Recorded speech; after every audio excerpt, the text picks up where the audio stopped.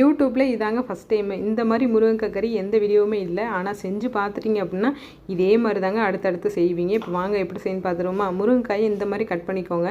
அப்படின்னா தான் எடுத்து சாப்பிட்றதுக்கு ஈஸியாக இருக்கும். இப்போ பாத்திரம் வச்சுட்டு எண்ணெய், கடுகு, கருவேப்பிலை 3 சேர்த்து நல்லா வெடிச்சதுக்கு அப்புறமேட்டு ஒரே ஒரு பெரிய வெங்காயம் சேர்த்து நல்லா வதக்கி விட்டுக்கோங்க. ஒரு தக்காளி சேர்த்து நல்லா வதங்கினதுக்கப்புறமேட்டு நம்ம கட் பண்ணி வச்சுருக்கிறோம்ல முருங்கைக்காய், அதை அலசிட்டு சேர்த்துக்கோங்க. இப்போ வேகிறதுக்காண்டி கொஞ்சமாக மட்டும் கல் உப்பு சேர்த்து நல்லா கலந்து விட்டுட்டு மூடி போட்டு மூடி வச்சுருங்க.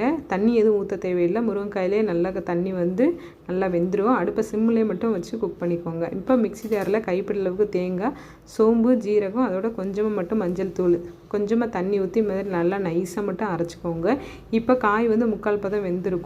இந்த டைமில் காரத்துக்காண்டி 1/4 ஸ்பூன் மட்டும் மிளகாத்தூள் சேர்த்து நல்லா கலந்து விட்டுட்டு அதுக்கப்புறமேட்டு நம்ம மிக்ஸி ஜாரில் அரைச்சிருக்கோம்ல தேங்காய் பேஸ்ட்டு, அதையும் சேர்த்து நல்லா கலந்து விட்டுக்கோங்க. கொஞ்சமாக மட்டும் தண்ணி ஊற்றிக்கோங்க. இந்த மாதிரி ஈக்குவலாக இருக்கணும். அதனால் எக்ஸ்ட்ரா கூட ஒரு 1/4 கப்பு கூட தண்ணி ஊற்றிக்கோங்க. இப்போ மூடி போட்டு மூடி வச்சுட்டு அடுப்பை வந்து லோ ஃப்ளேம்லேயே வச்சு நல்லா கொதிக்க விடுங்க. இந்த மாதிரி நல்லா மலமலன்னு கொதிச்சதுக்கப்புறமேட்டு தேங்காயோட பச்சை வாசனைலாம் போயிடுச்சு அப்படின்னாலே சூப்பர் டேஸ்ட்டாக இருக்கும். நல்ல கமகமன்னு வாசனையாக இருக்குங்க. வீடே மணக்கும். குழந்தைங்களுக்கெல்லாம் கொடுங்க, நல்லா விரும்பி சாப்பிடுவாங்க. ஏன்னா இதில் வந்து அதிகமாக காரம் இருக்காது. நல்லா தேங்காய் பேஸ்ட்டு இருக்கிறதுனால ஒயிட் ரைஸோடய பிசைஞ்சு கொடுக்கலாம், நல்லா சாப்பிடுவாங்க.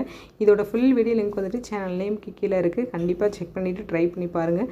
ஸ்லோவாகவும் தேங்காய் எவ்வளோ போடணும் எல்லாம் எதுன்னு சொல்லியிருக்கேன். இந்த வீடியோ பிடிச்சிச்சு அப்படின்னா லைக் பண்ணி ஷேர் பண்ணிவிட்டு சேனலை சப்போர்ட் பண்ணி சப்ஸ்கிரைப் பண்ணி